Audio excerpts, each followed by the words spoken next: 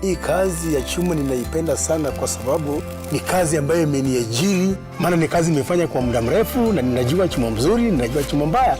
Huwezi chukua chuma mbaya unataka kutengeneza nayo kitu mzuri ingiane. Lazima utafute chuma ambayo ni standard, imefika gauge kamili. Kwa muda mrefu nimetumia doshi, maana chuma zake zikosi rubber stamp. Chuma ya doshi haina twist. Customer pia anafurahia, maana kazi mzuri ya leo ndio tutakula kesho. Doshi Steel, chuma ya nguvu. Protex believes that when two hands come together, they become stronger than two hands. They become kindness, solidarity, hope. Hands together are the strongest way to move forward. That's why we need the strongest protection. Protex protects you and your family against 99.9% of germs. Protex, good together.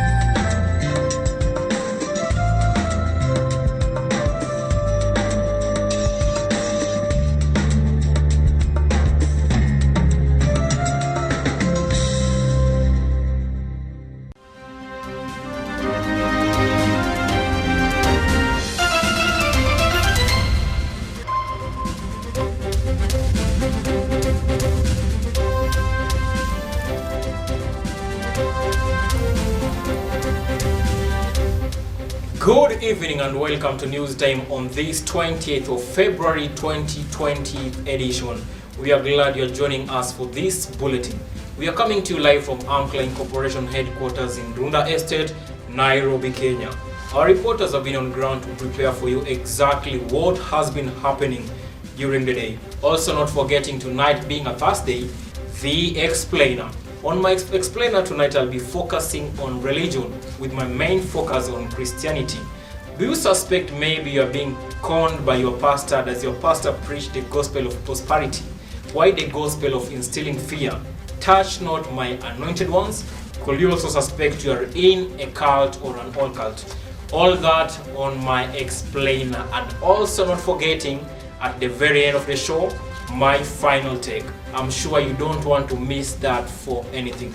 You can start sending in your feedback on our SMS number 22156, or you can tweet us on Twitter at Amcla TV, at Amos Makokha, using the hashtag NewsTime. And we'll be sampling some of your feedback during and at the very end of the show. NewsTime kicks off now, but first, our top stories tonight.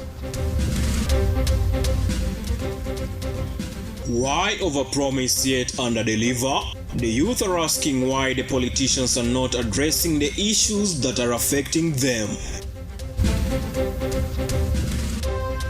Where are the 1 million jobs you promised us every year? The youth are asking the government amid the high level of unemployment in the country. We won't open more universities. Professor Makokha tells of politicians asking for universities in their counties. And in sports, memorial service for the late basketball player Kobe Bryant and daughter Gianna to be held on Monday 24th in Staples Center, Los Angeles. Live from Amcla TV, this is News Time with Amos Amcla Makokha. Welcome to the bulletin. With the political compass in the country pointing towards the Building Bridges initiative and the 2022 elections, some of the youth feel the politicians have failed to address the fundamental issues affecting them, such as the high level of unemployment in the country. Amcla TV's Brian Samuel spent the day with some of the youth and reports that the youth are not happy with how their leaders have failed to deliver their promises. With its intention of ensuring inclusivity after the elections, The BBI report suggests a possible referendum in the next few months. However, some of the youths feel the politicians in the country use and dump them, and high level of corruption in the country is taking the nation to the dogs. I think politics is a dirty game that is full of propaganda, because every time politicians want votes from us, they promise us a lot of things, but the moment they get to the offices, they forget all about us. And also there's a lot of corruption going on, and if corruption is not taken care of, we're going to suffer for a very long time. Some of the proposals by the document include the return of the Prime Minister's position, who will be appointed by the President with approval by the Parliament, employment on a 3-year contract for IEBC officials, which will be renewable only once, a tax holiday of at least 7 years for small businesses in order to support youth entrepreneurship and job creation. Some of the leaders only use sweet words to win the hearts of the voters, but they do a shoddy job once they are in office. Some of these politicians, they're just there to scandal our money, and then that's it. After 4 years, they're gone. So you just unavutiwa, unaenda kwa hiyo kiti, unakula tu pesa ya watu, then unadisappear. Some politicians promise a lot during the campaign periods. While they are in office, they fail to deliver. This angers a lot of voters. Brian Samuel, Amcla TV.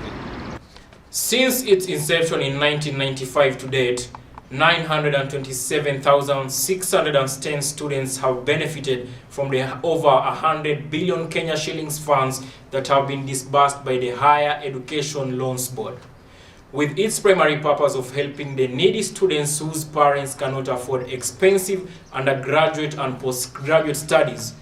Some students say they have benefited from it. In contrast, they want the delay in disbursement of the funds to be improved. Here is Sam Mekesa with more. The 19th floor of the Anniversary Towers houses the Higher Education Loans Board headquarters, which has been of great benefit to some university students like Godfrey. It helped me a lot since first year to pay my fees, to pay my rent, to buy my clothes. I remember first year I got help 59,000 per year. It has enabled me to learn from first year until now I'm finishing the 4th year. And I can say that help is helpful. Godfrey wants the help to put zero interest on the loans and allow the students to pay their loans once they are employed and earning a decent salary. Okay, I can say that help, they need to understand students, because after school, you need to have a job before you pay the help loan. According to the interests, help need to look up people, because you can't put a lot of interest to students who have been receiving help and they don't have a job.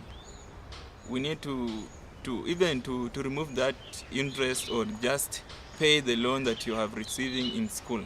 Late last year, the board threatened to publish the photos of names of loan defaulters on newspapers, a move which did not take place, but it sounded a desperate move to him. He also requested the Higher Education Loans Board to disperse the funds on time so as not to inconvenience the studies. About this disbursement, I can say help we need to style up, because they bring money late, and as you know, most of schools have deadline for paying fee, and once the deadline passes, you can't pay fee even after disbursement of the loan. According to the board, as of 30th of June 2019, there were 436,892 mature loan accounts worth 52.1 billion shillings. Out of the mature loans, 160,076 accounts valued at 24.5 billion shillings are repaying their loans. 215,778 loaners have cleared their loans worth 21.5 billion shillings. However, a total of 61,038 loanees holding 6.1 billion shillings are in a default. According to the board's records, it has assisted over 837,965 students through higher learning and disbursed over 92 billion Kenyan shillings in the last 25 years. Inasmuch as the Higher Loans Education Board has been of great importance to students, They want the interest rate to be cut off and the loan to be paid on time. Sam Ekesam, Amcla TV.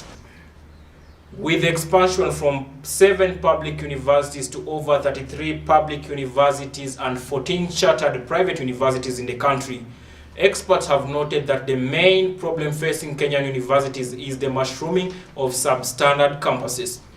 Do the students get the value of education in the university? Moreover, what is the state of universities in the country? Mary Nyokabi filed this report.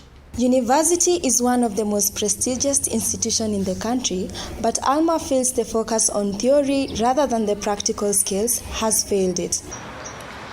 So I think education was a miss in the campuses right now, since right now schools teach us more of theoretical work than practice.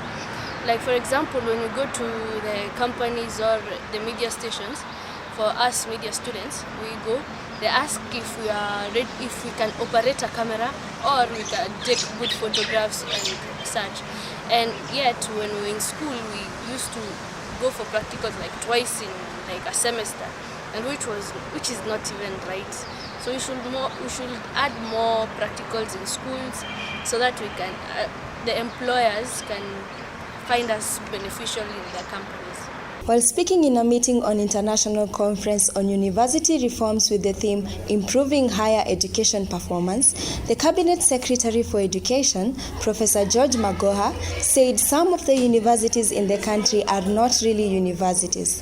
He also pointed out there was no need of universities having campuses in areas where there are other established universities. Why do you have a branch of Chuka University in Embu? His answer was that it was there before Embu University was established. He also told of politicians demanding to have universities created in each region across the country, saying the trend will water down the quality of education in the country. Insisting that the Ministry of Education will not allow formation of new universities in the country, Makokha said that the government may also not be able to facilitate or fund the universities to match the quality of education needed in the contemporary society if new universities are built in every region. He also challenged the institutions of higher learning to take up an active role in solving issues affecting the communities they are part of. There's a university near the lake where I come from. First of all, the lake is polluted. There are 3 universities around the lake. And the lake is polluted, full stop. So you ask yourself, what the hell are the universities around the lake doing? Do you get the point? Could it have been better if there were just 2 universities or 1, which is focused, so they synergize on so many other things? Are the things that you are teaching relevant to our society? Why are we giving children, as I stop, why are we giving children certificates that they stay with for 20 years and they can't be employed? Because most employers look beyond the papers, the students want the varsities to focus more on honing their practical skills, especially with the fast technological advancements. Mary Nyokabi, Amcla TV. Students in the universities in Kenya exercise their democratic rights by electing their various leaders in campus. While some election processes in some universities have flaws here and there, most are usually peaceful.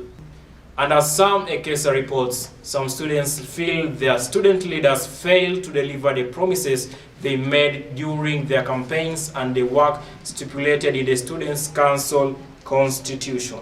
Every academic year, the students at Kenyatta University elect their various leaders, such as the president of the Kenyatta University Students Association KUSA, the students' leadership body, the secretary general, campus chairpersons and congresspersons as well. According to Esther Njenga, a student at Kenyatta University, some leaders deliver while others do not. Some are active, some are not. It depends on the individual na character ya mtu. So wakati na vote huwa naangalia mtu character yake na chenye nataka ni agenda. According to the KUSA constitution, a school congressperson is supposed to represent students in selected school and departmental administrative and academic meetings. address students during the Dean's Forums, be a link between the students and their respective school administration, assist in maintaining sanitation and a clean environment at their zone of representation, oversee departmental club affairs, organized events, sporting activities and other co-curricular activities, and monitor and advise on the implementation of policies affecting their constituents. However, Esther admits that she has never read this document governing the leadership in the university. Sijaisoma by the way. Hata sikuwa najua kulikuwa na nimejua saa hii. Najua kuna shida ya communication huko KU. Kwa unaambiwa information unajua hujaambiwa, but unaambiwa uko supposed kuambiwa kwa registrar pata uko. Student leaders promise so much during campaigns, but they fail to deliver during their time in office. This disappoints students who elected them. Sam Ekesa, Amcla TV. And to expand more on the leadership in campus, we are now joined live by Alex Jomo, a congressperson at Kenyatta University. Good evening, Jomo. I am aware you are attending the annual leadership conference in Mombasa. What exactly does the conference entail?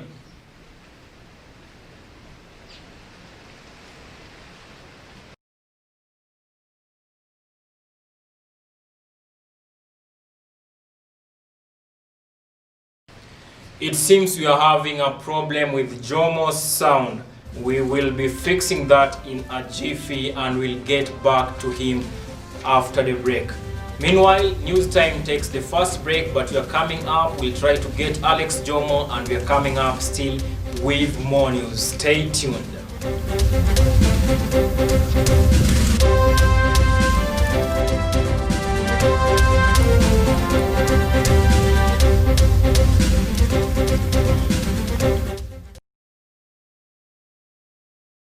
Who wants to answer? Mary? Mary has a toothache. Oh, I see. And who knows why? Because the tooth is too big. No, it might be a hole in her tooth called a cavity. That's why I brush twice a day using Colgate. Imagine this is your tooth and these are food acids that cause cavities. Colgate with calcium and fluoride helps prevent cavities. For maximum cavity protection. And now available in a 12-gram sachet for fresh breath. Only 15 shillings.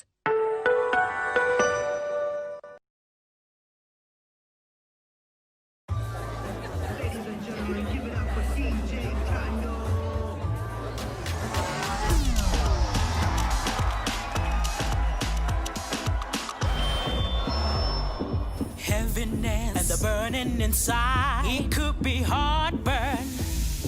Indigestion and heartburn? Eno gets to work in 6 seconds and works on the 6 symptoms of heartburn, so you can keep on living life non-stop. Eno, fight heartburn and indigestion fast. Selena! Hello. Kitchen gets a 10 out of 10. Thank you. This also gets a 10. Should we see the toilet now? Sure. This gets just 1. It is clean.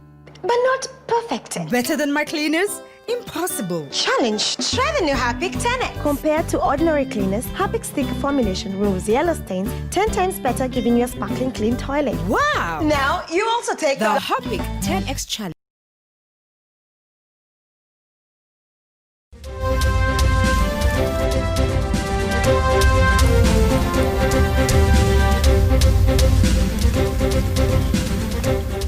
Welcome back. As I had promised you, we are now joined live by Alex Jomo. He is a student leader at Kenyatta University and he'll be helping us break down the topic of campus leadership. Good evening, Alex, if you can hear me.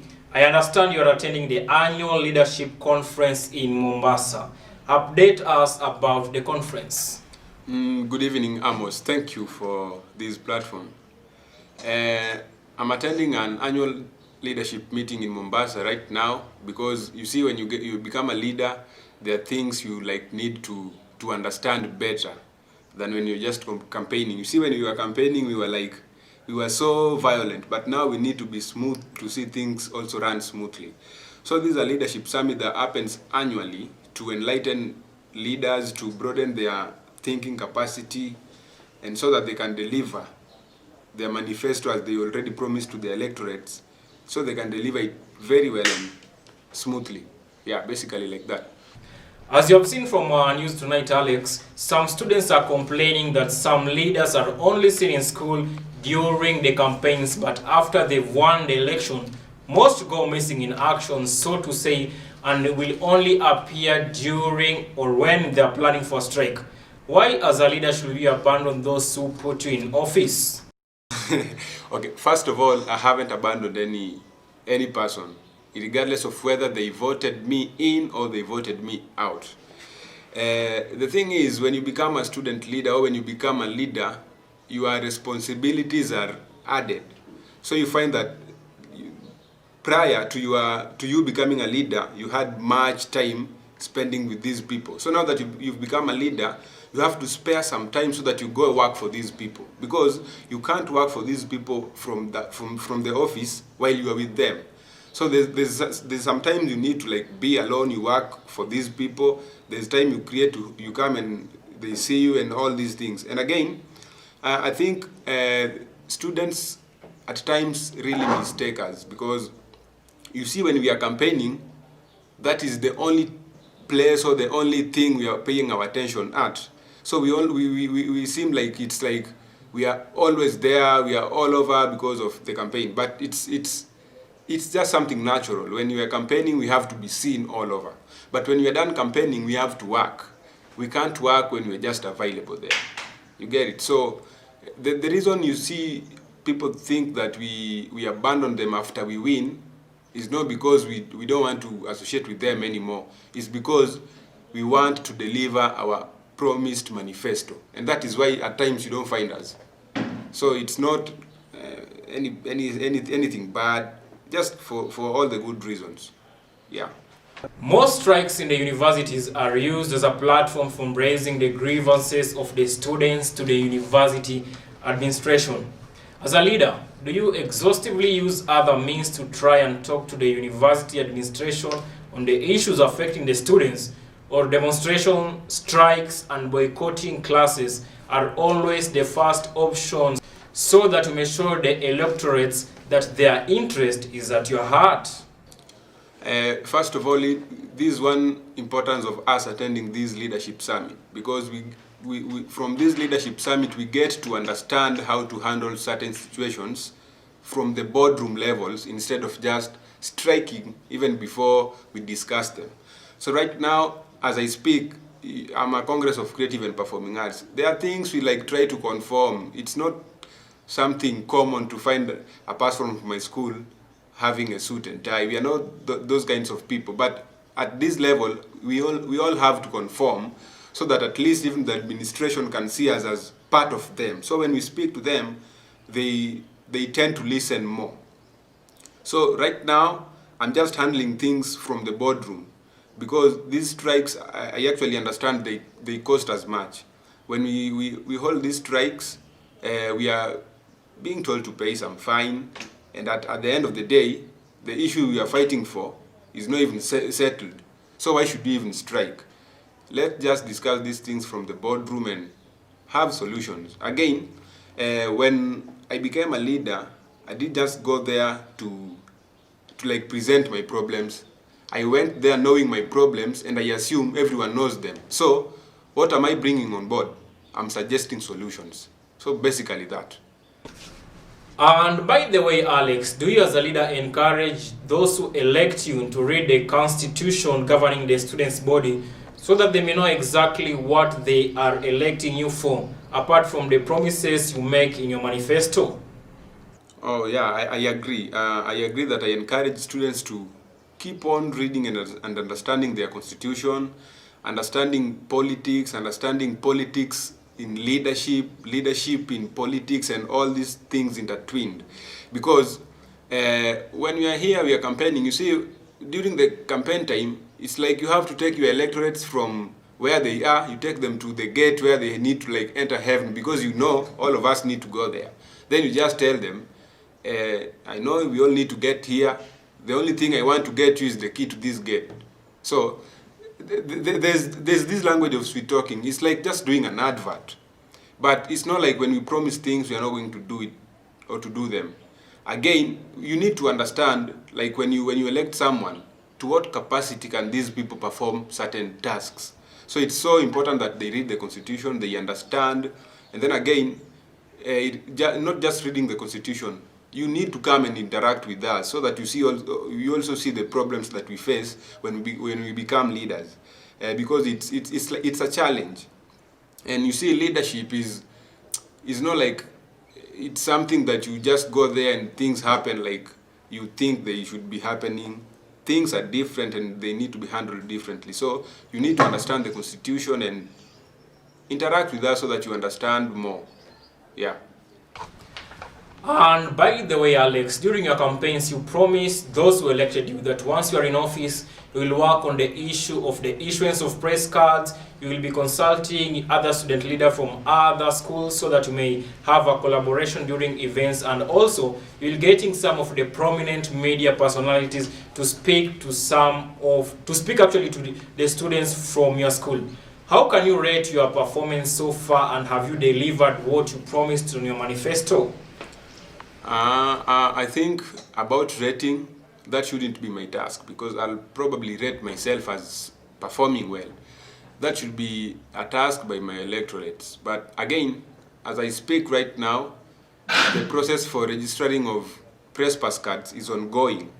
And that is one thing I actually promised students that I'll bring it on board. The second thing I promised students was trip related, because we need these engagement trips that will make us get involved with the industry as early as possible.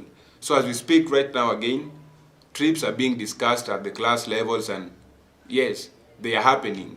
So I can say I've already done at least 2 things I promised. Yeah.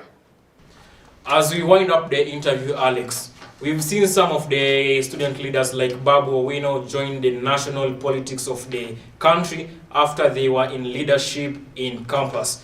Do you have any plans of joining the national politics of the country after you've cleared your university education?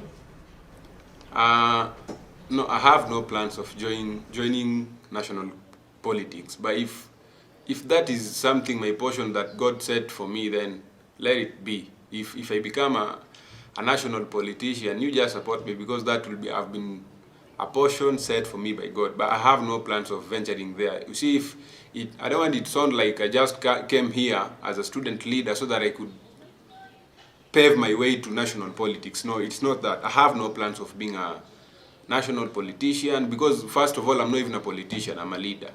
So yeah.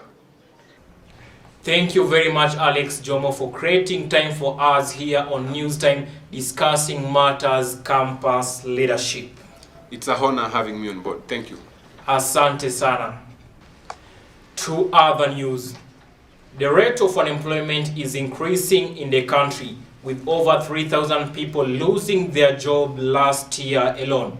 The majority of those affected are graduates from the institutions of higher learning, as over 50,000 students graduate every year, but only a few are absorbed in the working sector.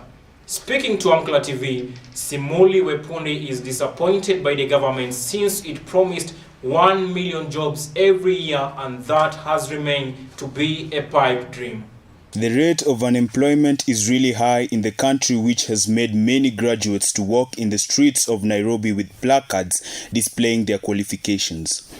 Many graduates have resorted to this, as they say they have looked for jobs using all means possible for over 3 years and they have got none.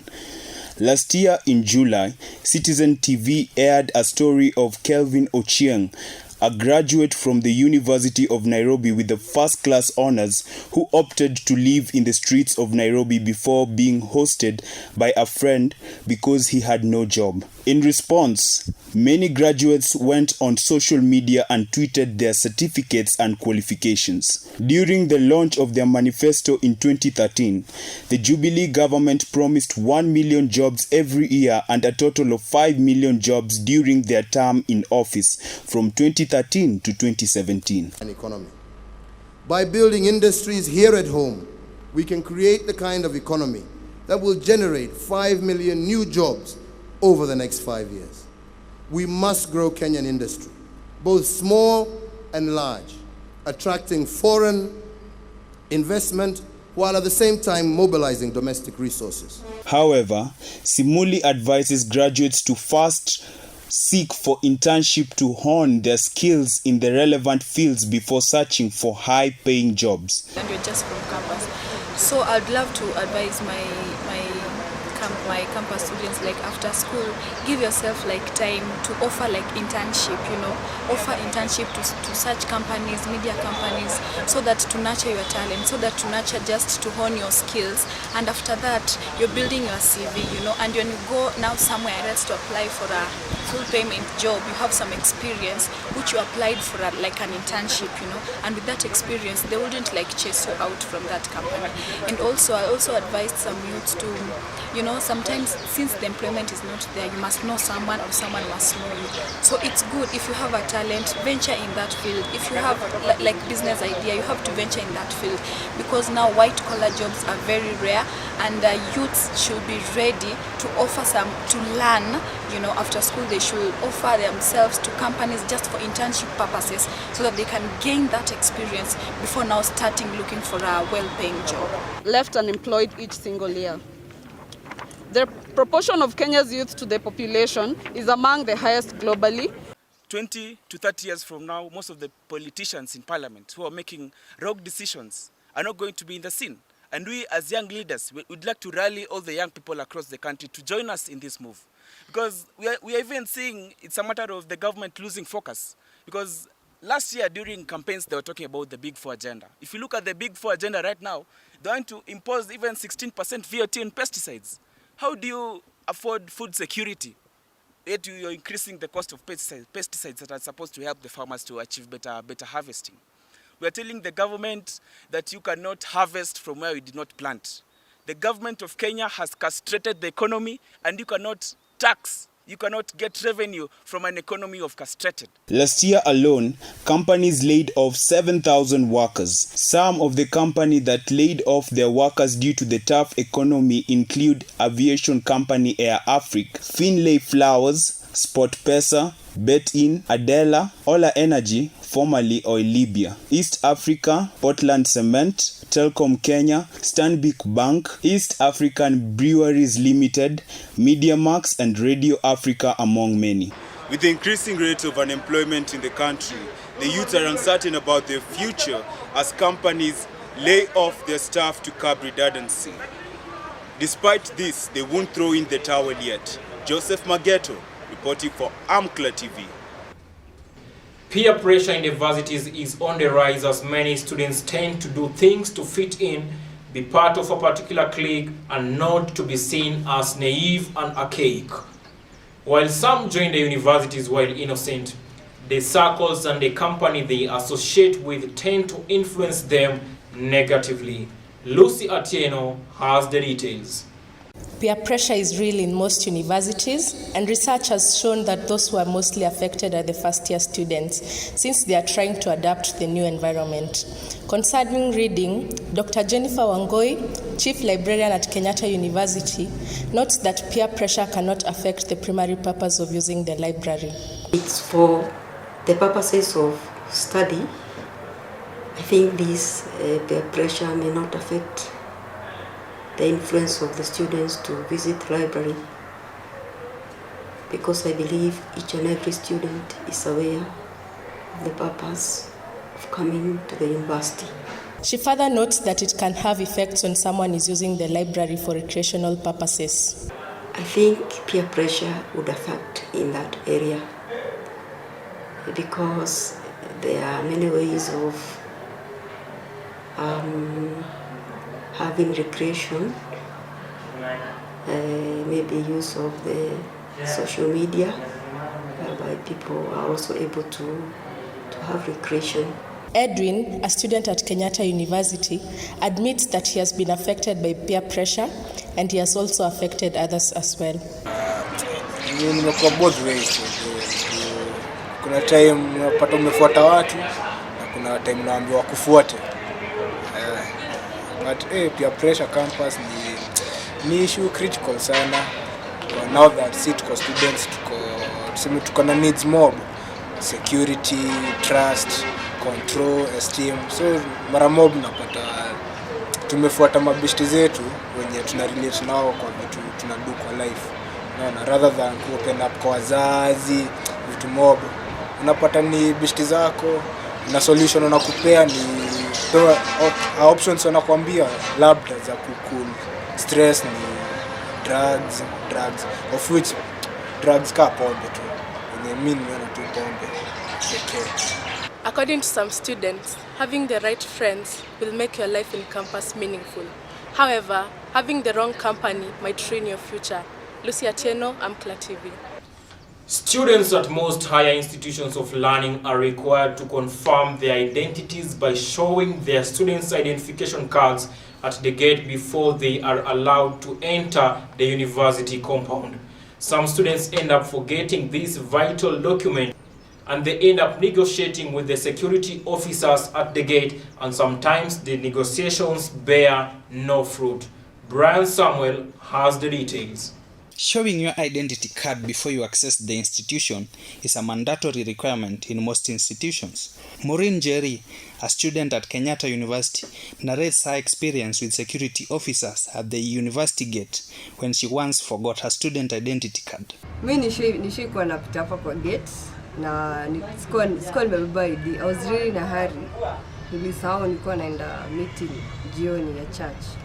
And actually huyo mtu alikataa kabisa nipite. Alikataa kabisa, akaniambia lazima nirudie. So I felt bad because okay, I know ni laws za shule unafaa kuwa na ID, but sasa mtu akisahau, you know, hadi nilikuwa nataka kusema my admission number.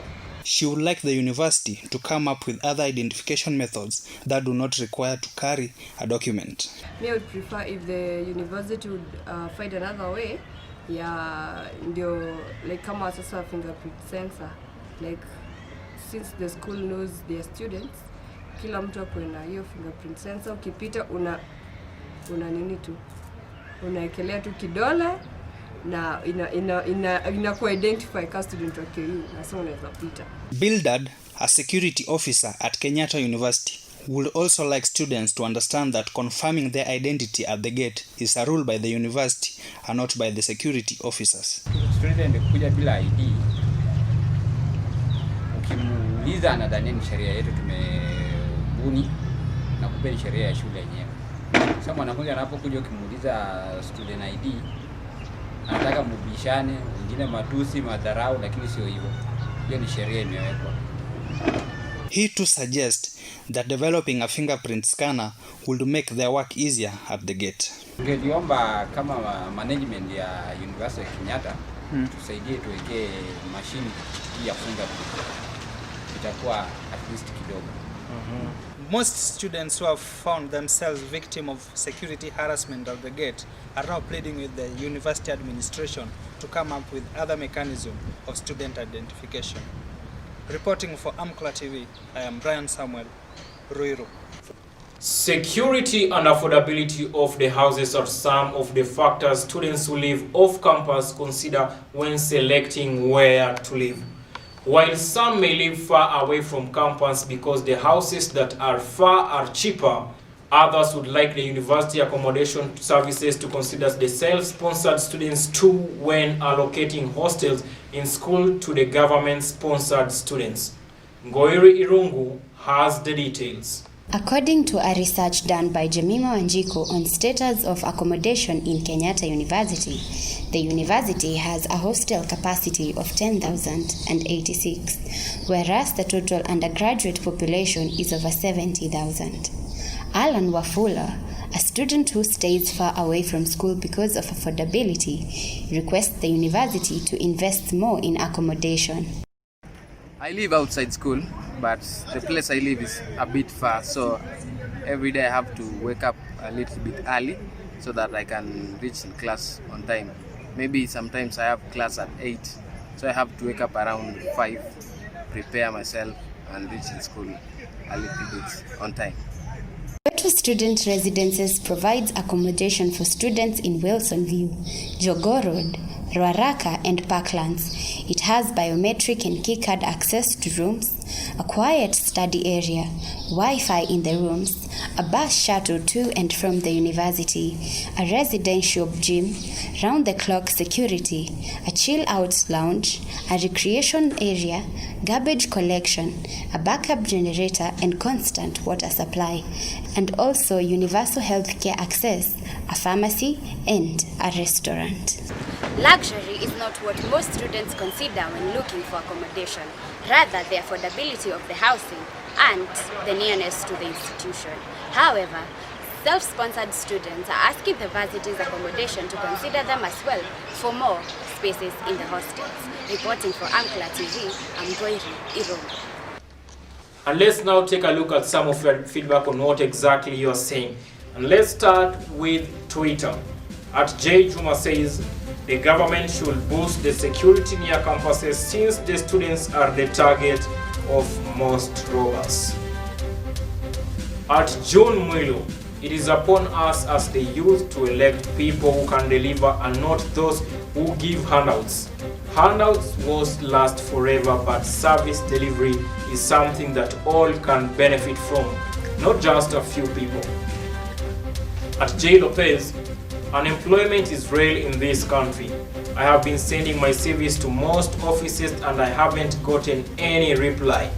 I gave up and decided to venture into farming. Things out there are tough. Wow.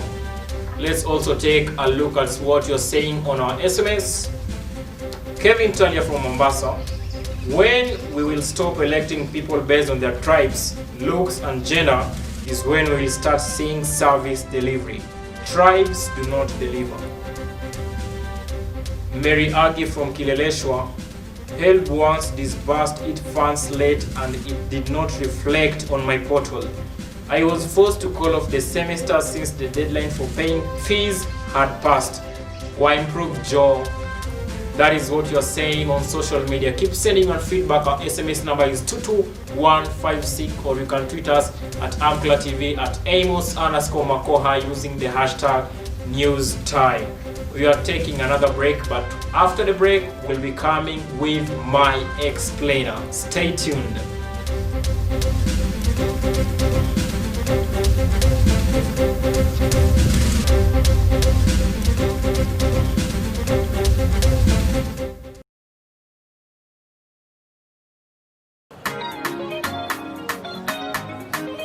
With Lipa na M-Pesa, you get more. Lipa na M-Pesa. More convenience. Do more with M-Pesa. More ease.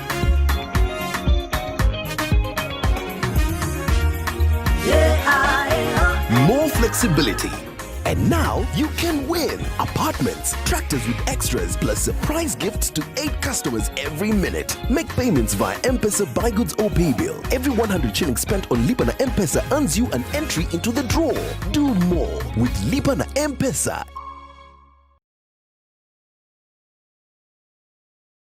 Introducing the new Nivea Dry Impact and Dry Comfort Deodorants. Now with quick dry effect and longer lasting fragrance. Guaranteed to keep you feeling dry and fresh all day, no matter the heat. Proven 48-hour protection and longer lasting fragrance from Nivea. Discover the new Nivea Dry Fresh Deodorants for longer lasting fresh fragrance. Oya ni aje, mimi ndo Jonte Fresh. Mimi ndio nimetambulika hii Gikomba yote sekta ya manguo. Jumio transform nguo ordinary za mtush zenye ziuka mna hii harufu ya Bale into the freshest Igikos yote. Siri ni hii Ariel mpya ya pink. Na kushow mtush zinang'ara kung'ara kushinda kamera. So clean, so fresh. Ma customer wanaisana na hii story. Ninatumia Ariel touch of down ya mpya tu.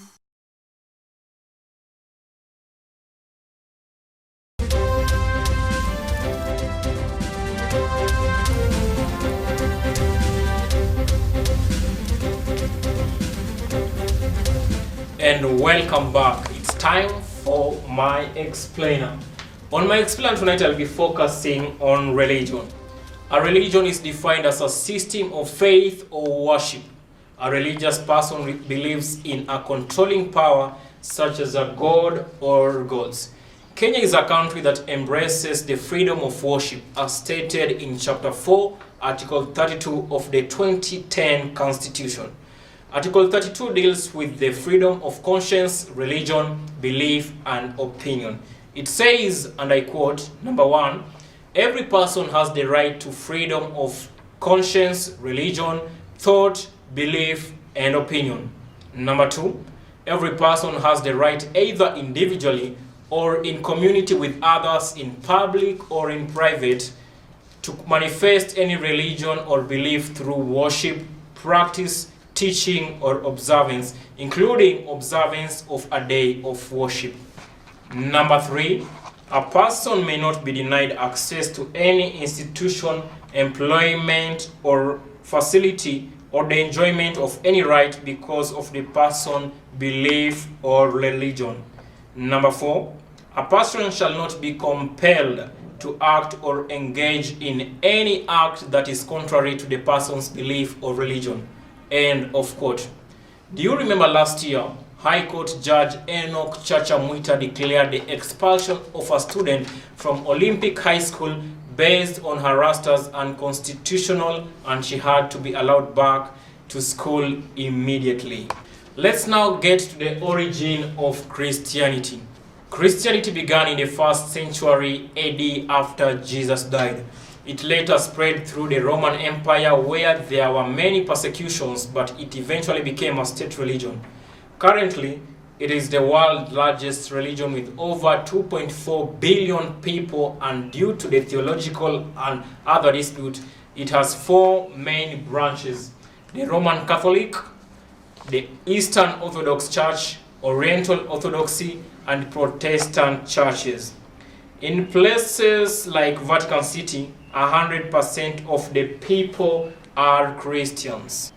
Back to home here in Kenya, 83% of the whole population are Christians, 47.7% of them being Protestants, 23.4% being Catholics, and 11.9% being other Christians. Muslims account for 11.2% of the population, traditionalists account for 1.7% of the population, and other accounts for 1.6% of the population, none 2.4%, and unspecified being 0.2%.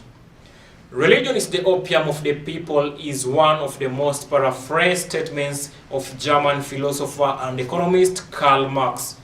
Most pastors nowadays preach the gospel of prosperity, and that is what mostly the poor are attracted to. The gospel of prosperity is bait. Let me tell you why. Between telling a poor person, Jesus loves you, or you will own a house before the end of the year, which one will they pay more attention to?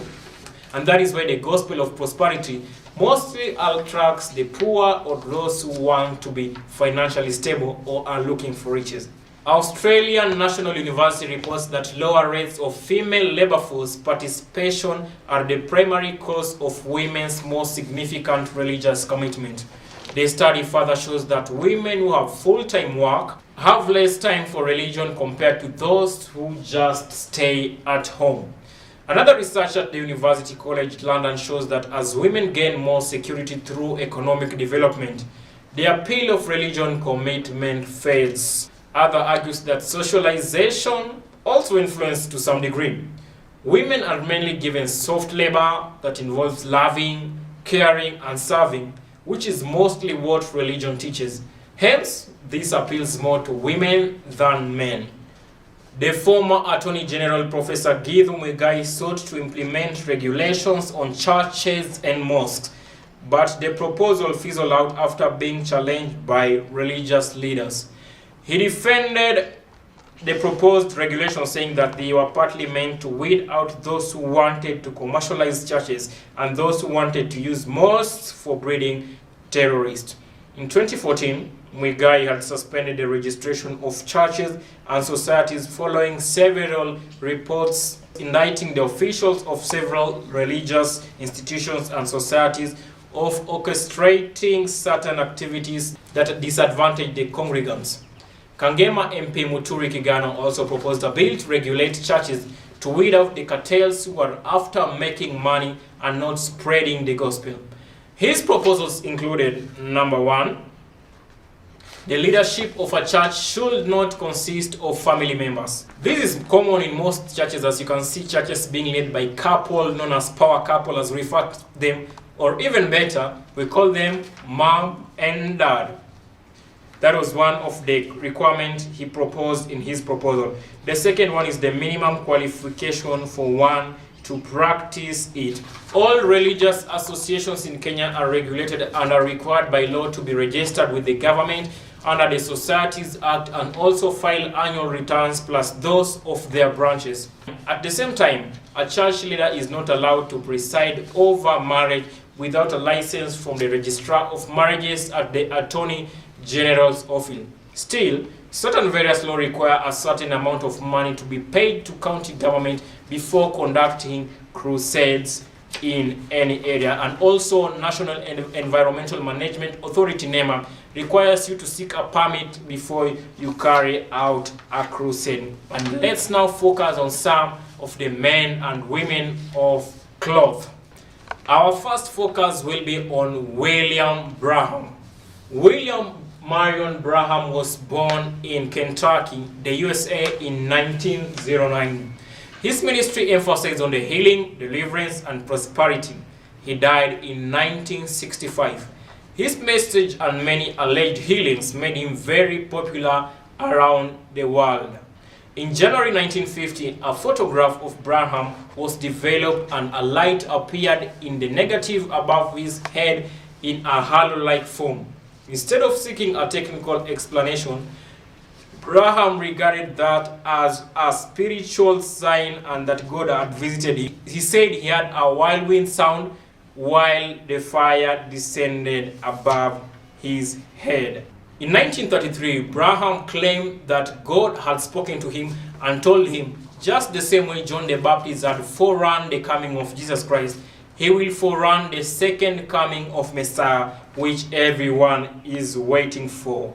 Branham was also considered unique because by his people because he could read their heart, he could read their mind, and when he died in 1965, many people expected him to resurrect, but to their shock, William Branham did not resurrect. Next, we'll be looking at Alexander Joe Dowie. He is also among the men and women of cloth who claim that he was preparing for the second coming of Messiah. And also to note, he claimed to be the Elijah that was promised. Remember when Jesus said John the Baptist was the fulfilled Elijah? William Alexander Joe Dowie also claimed to be the Elijah, and actually he was possessed by the spirit of Elijah. Next is James Jones. James Warren Jones was born on 13th May 1931. He died on November 18th, 1978. He was an American civil rights preacher and a faith healer. Jones treated his followers humanely because he coerced them to sell some of their property and bring them to the church, and also some of the black members. He threatened them of some of the sanctions if they fail to abide with what he will do. He is famous of the Jim Jones mass suicide that over 918 people died, among them children, and this is because he had treated people inhumanely, and when the media tried to cover it, they went and hid in Jonestown and they committed suicide, most poisoning by cyanide, among them kids who died, and also Jim Jones died of gunshot wounds. And let's now come back home here in Africa, and we'll start with Alf Lukau, the Congolese preacher in South Africa. Alf Lukau is the head of Alleluia Ministry. He was born on 25th of October 1975. A video went viral on the internet where he alleged to have resurrected a man known as Elliot. This happened at his Alleluia Ministry church while he was conducting a service. A hearse drove into the church, and then a man was there in a coffin. Al-Fluka went there and prayed for the man, and the man woke up, and people celebrated because they said that was resurrection and the power of God was on Al-Fluka. Then after that, the man went to the church. The man Elliot went into the church. He was given some drinks because he appeared weak. He was given food also, he ate. And at the pulpit of the church, there were many wheelchairs saying, which alleged this man performed signs, miracles, and wonders. Later on, the house of the funeral home which was used denied the allegation that the man Elliot was in their mortuary, hence raising questions about the resurrection. Later on, this man Elliot died and was not resurrected again. This basically points out to why these allegations of miracles attract many people. And let's now come back home here to our very own Victor Kanyari Mwangi, known as the 310 man, Panda Begio 310 as you known him for. Victor Kanyari Mwangi, known of the 310, hit the headlines when he said Panda Begio 310, and people were shocking why he asked for a seed of 310. Kanyari replied that God in Revelation told him to collect a tithe of 310 Kenya shillings to support the TV because he was airing his programs on TV. And so he got a revelation from Malachi chapter 3 verse 10, which says, and I quote, "Bring the whole tithe into the storehouse, that there may be food in my house. Test me in this, says the Lord Almighty, and see if I will not throw open the floodgates of heaven and pour out so much blessing that there will be no room enough to store it." End of quote, NIV version. Kanyari also used potassium permanganate 7 to pretend people's hands had blood, and also he performed all sorts of miracles. He was coaching people, they exposed him, and still many people still went to his church. And later on he rebranded himself, calling himself now Pastor Mwangi, because Mwangi is also his other name. So he's not using the name Kanyari because it has been tainted. He's using the name Pastor Mwangi. And nowadays he's asking actually for lesser amount of money, 250 Kenya shillings only. Next, we are having James Maina Nganga, also known as Pastor Nganga, of the famous Neno Evangelism located at Haile Selassie Avenue in Nairobi. Pastor Nganga also hit headlines when he was referring to Pastor Wafula of his Mombasa branch of disrespecting him and calling his wife a child, and Pastor Wafula couldn't hear anything or any orders from Bishop Nganga's wife. Pastor Nganga then referred to them as lavish and matuta, meaning they came to his church with nothing, and now that they have something, they have grown horns and they can't hear anything. Also, a video went online of Pastor Nganga allegedly performing exorcism, and the breast of a woman was seen live on air. The Communication Authority then slapped him with a fine of 1 million Kenya shillings, and Pastor Nganga appealed. He went to the court, appealed, and said, this is hilarious, that when the 2010 constitution was being made, the ministries of deliverance and exorcism wasn't consulted to know how demons behave during exorcism. Still at Haile Selassie Avenue, we have Peter Manyuru, also known as Apostle Peter Manyuru of the Jesus Teaching Ministry, known as JTM Fire. He's also the chairman of the Nairobi Aviation College and heads the Aviation College as well.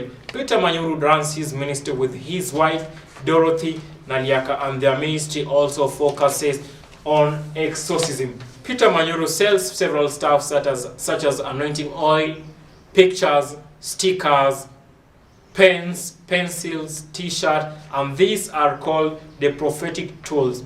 His followers believe these tools can protect you from evil things, and in order for you to secure your future, you have to dedicate yourself with a good amount of money. They also believe anybody that causes you harm, they must die. All your enemies must die because they follow the Old Testament teaching.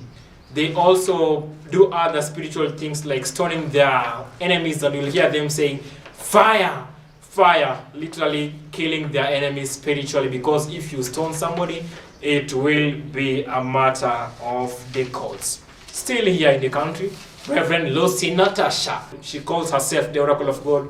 People call her the Slay Queen Pastor, and she is the head of the Latter Glory Ministries International. Unlike other churches that hold their services on Sunday, Lucy Natasha holds her service on Monday at the 680 Hotel, and she calls her services Miracle Monday. She also asks for tithes, and you'll see her mostly going live on Facebook and YouTube asking for seed for people to sow a seed, and she also preaches the gospel of prosperity. Back here to the power couple now, Bishop Alan Kuna and Reverend Kathy Kuna. They are known as the Nairobi Power Couple, and they run the Jubilee Christian Church, which has over 10 branches in the country and outside the country. This couple also are appeal to many because of their marriage. They have been married for over 25 years now, and marriage is one institution they claim they were called to save because it is one institution that was under attack. Bishop Alan and Reverend Kathy Kuna also ask people for tithe, and to make it worse or sound it interesting, they specify the amount. During their 40 days of glory, Bishop Alan Kuna and Reverend Kathy Kuna asked people to contribute to sow a prophetic seed of $1,000, and this they used an international speaker to convince people to sow a seed of $1,000. And to make it interesting, the money had to be in US dollars and not in Kenyan currency. That is one interesting thing. Also in 2018, Bishop Alan was diagnosed with cancer, and he went for treatment abroad, and he claimed the process was the darkest part of his life, and he was treated and he is now doing well. Last on the list is none other than David Edward Owor, famously known as Prophet Owor. He is the head of the Ministry of Repentance and Holiness and King's Outreach Church, and also Jesus is Lord Radio. Prophet Owor was born on 1st May 1966 by Hezekiah and Margaret Ochieng. Prophet Owor is interested because he claims several things, supernatural things happen. During his meetings, he claims clouds descend, rain will only rain on the ground where he is, cripples walk, blind see, the deaf hear, but those are just but his allegations.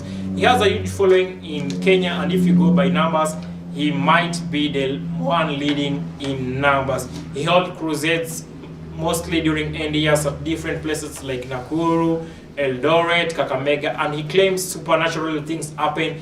Pillar of cloud descends, fire descends on him, and only the cameras can capture this. And just like William Branham and Alexander Jodowi, Owor also claims to be possessed by the spirit of Elijah. And actually he takes his to another level. He says he is two in one, and he should be addressed in plural. You call him prophets and not prophet. My lords, not my lord. The mightiest prophets of the Lord, because he claims him to be the only human being on earth, two in one, as is Elijah and Moses. He actually claims to be the two promised witnesses of Revelation 11, and he predicted he will die in the streets of Jerusalem in Israel, and after 3.5 days he will be resurrected to heaven. Prophet Owor is known for saying miracles, signs and wonders, for threatening anybody who questions him, and he'll threaten to cast with cancer, leprosy, HIV and all manner of diseases. He instills fear so that nobody may question him. And on that note, let's take a look at some of the signs of cults and groups which are dangerous for you. Some of the characteristics of a cult includes opposition to critical thinking. You'll be told, don't think beyond what you have been told. Isolating members and penalizing them for living, emphasizing on peculiar doctrines after scripture, like the two-in-one theory, seeking inappropriate loyalty to their leader and unquenchable zeal towards the leader, dishonoring the family unit, crossing the biblical boundary or behavior, separation from other churches, a charismatic leader who increasingly becomes an object of worship, economic exploitation, brainwashing, one-voice mentality, you are the only true church, groupthink and group behaving, you behave in a similar way, dress in a similar manner, talk in a certain manner. You could be in a cult. Check it out. The leader is not accountable to anyone. Actually, this brings the main question. You don't question the leader. Touch not my anointed ones. don't point fingers at the men of God will die. Why are they restricting you from questioning them? Are they doing something that they don't want you to raise eyebrows about? The leader is not accountable to anyone. Members do not associate with outsiders. Members actually don't associate with any person outside their church because you are considered a lost sheep and you may identify them lest they are excommunicated from their churches. Group instills fear and guilt towards members. If you have any of those signs or you suspect those signs portrayed in any of the church you go to, you need to start asking questions. And that is my explainer this night. We are taking another break. We'll be coming up with the sports and business news. Don't go too far.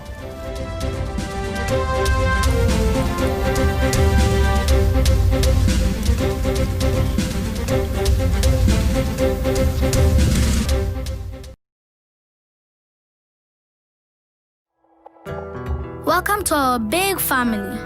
You see, in this family, we have fun together, we play together, and we look out for each other because we care.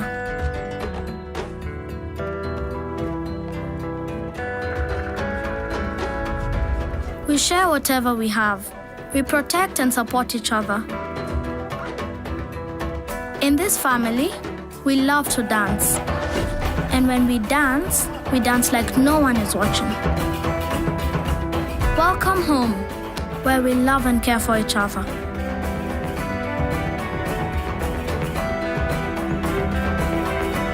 We're so excited that you're joining us. We're going to have so much fun together. Welcome to the new member of our Nivea family. New Nivea Petroleum Jelly Essence. Care in every touch.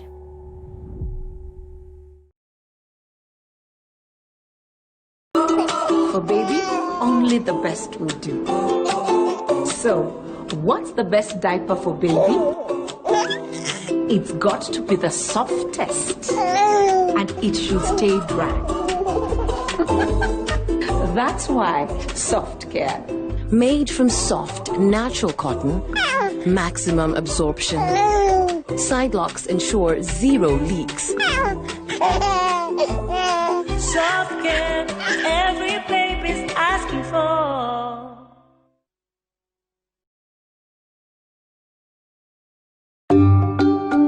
Introducing new Protex Even Tone with cocoa butter. Together, they give you smooth, evenly toned skin. New Protex Even Tone with cocoa butter. Good together.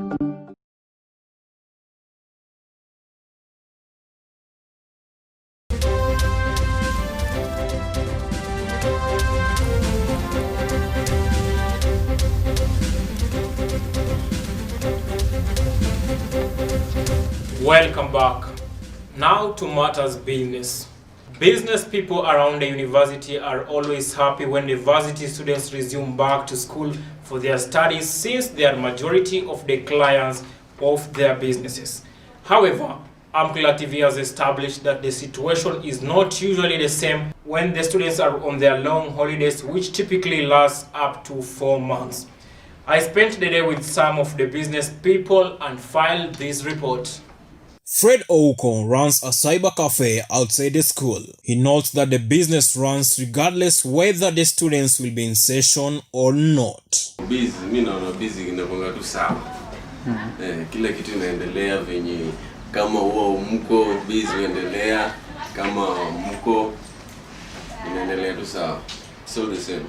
He however notes that the income usually drops when the students are on long holidays, but he still runs his cyber cafe nonetheless. With students required to print majority of their coursework, Fred saw this as a good opportunity to start a cyber cafe business. However, he narrates to me some of the challenges he faces when running his cyber cafe. Okay, challenges tuseme kama student amekuja na flash, maybe kuna virus imeka malware kwa kompyuta yangu, unajua nitatumia pesa kuenda kutengeneza kompyuta yangu na check. So challenges pia ziko. Yeah. Amos Makokha, Amcla TV. Some students at the university engage in businesses and other activities which will help them earn extra money. Even though their parents send them money, some feel they need to earn their own money so that they may not bother their parents to buy for them some of their basic daily needs. With freelancing growing by the day, most students offer freelancing services such as writing articles, editing photos, transcriptions, among others. Some of the freelancing sites the students use include TopPal, Upwork, Freelancer, Fiverr, Guru, People Per Hour, iFreelance, 99 Designs, Simply Hired, and Craigslist. Academic writing and article writing are among the top freelancing services used by most students in Kenya. Since the PayPal to M-Pesa transaction came to place, the students who are freelancers have said it has become very easy for them to withdraw their money from their freelancing sites to their phones in less than 2 hours, unlike previously where it took over 24 hours for them to get the funds to their bank accounts.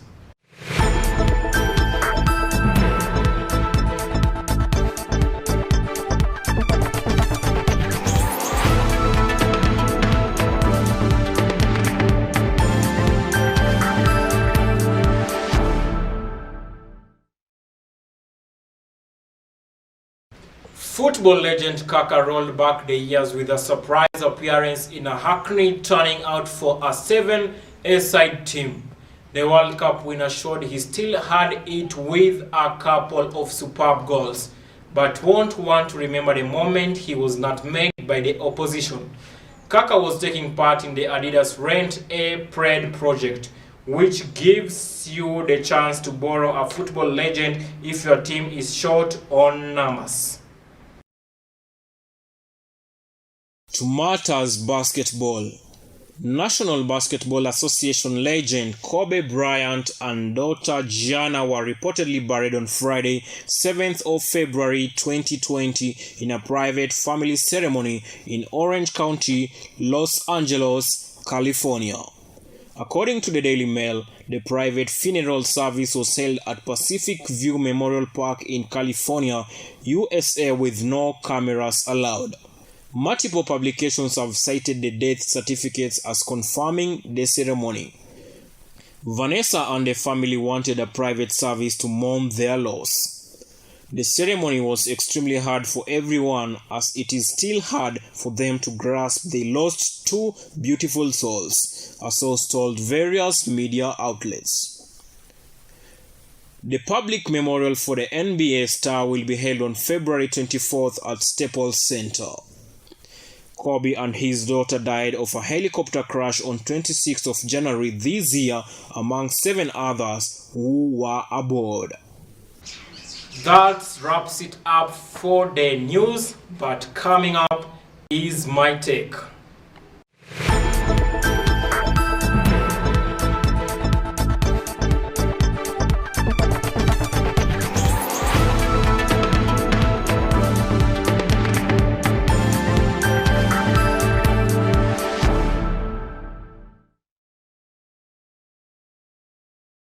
It is time to wrap up the show with my final take.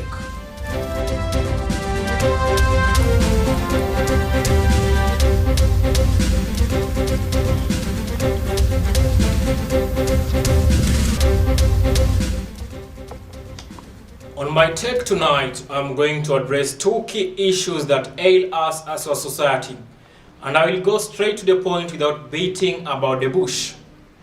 My first issue touches on a part that we find it uncomfortable to address, but I will touch it.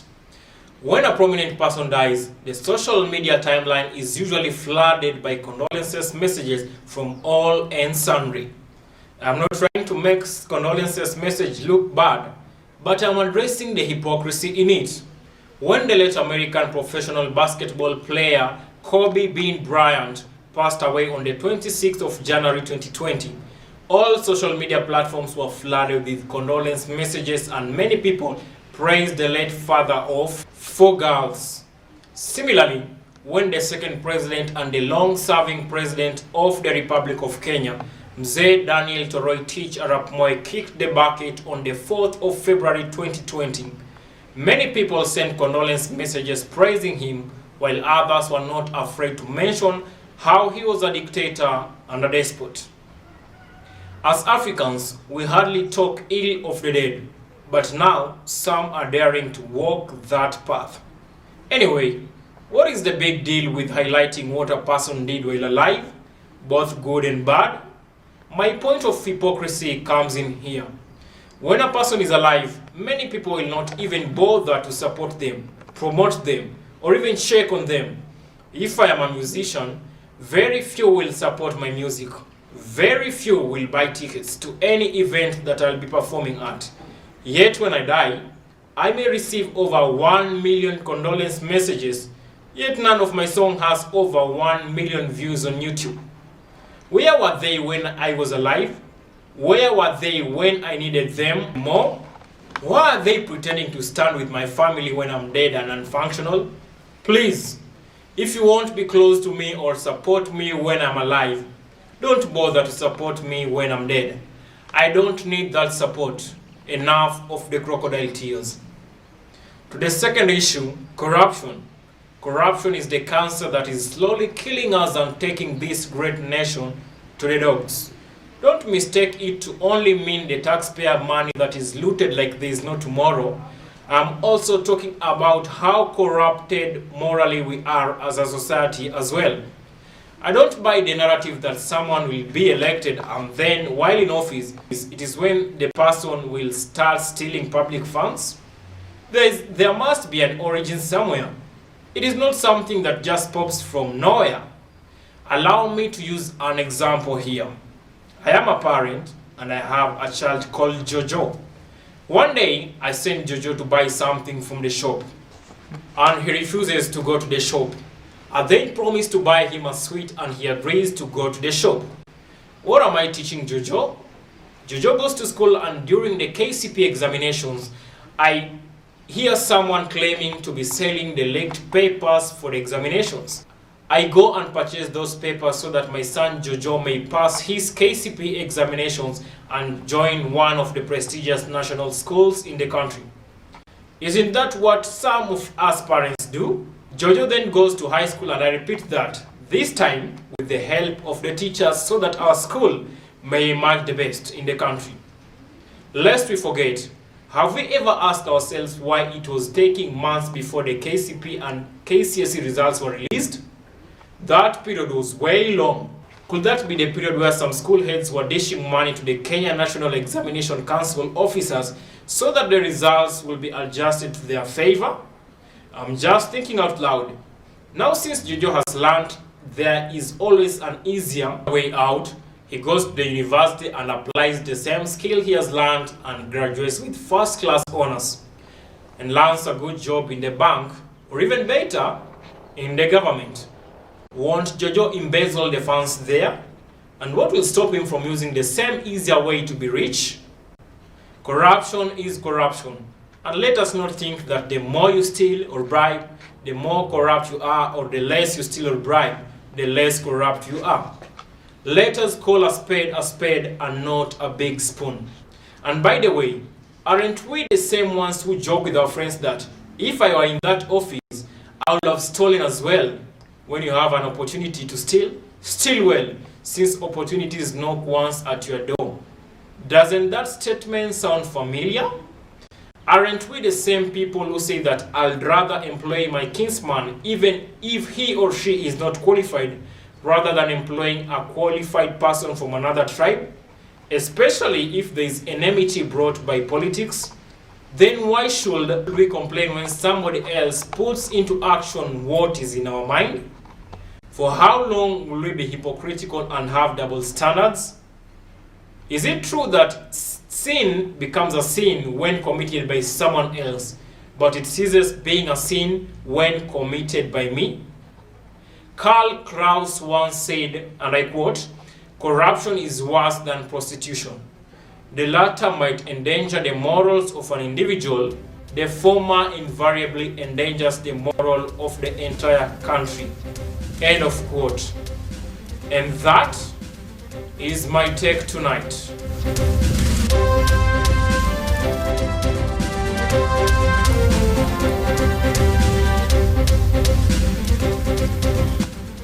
Wow, what a show. It only happens here on Amcla TV every Thursday with me, Amos Amcla Makokha. And on behalf of the entire team that made this production a success, asanteni sana. Have a good night. God bless you.